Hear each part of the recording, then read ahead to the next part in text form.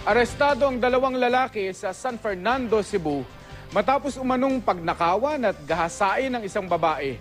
Pero gihit ng mga suspect, pinagbibintangan lang sila ng biktima. Makibalita tayo kay Randy Gurion ng GMA Cebu. Nakakulong ngayon sa San Fernando Police Station sa Cebu ang dalawang lalaking ito matapos umanong hold-upin at halayin ang isang babaeng 21 taong gulang. Base sa reklamo ng biktima, nangyari daw ang krimen kahapon ng madaling araw. Uyok ang yang uyab, yatangan ni sila sa mga suspitsado.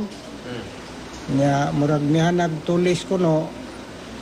Nya mo na to.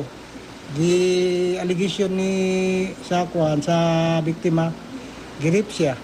Hindi nagbigay ng detalye ang pulisya tungkol sa umano'y panggagahasa. Sa follow-up operation na aresto sa kanilang mga bahay ang dalawang sospek. May isa pa umano silang kasamahan na hindi pa naaresto.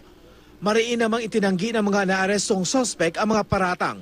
Pinagbibintangan lang daw sila ng biktima. Pangakir sa usay maningil, ano na yung utangan, suguon ba?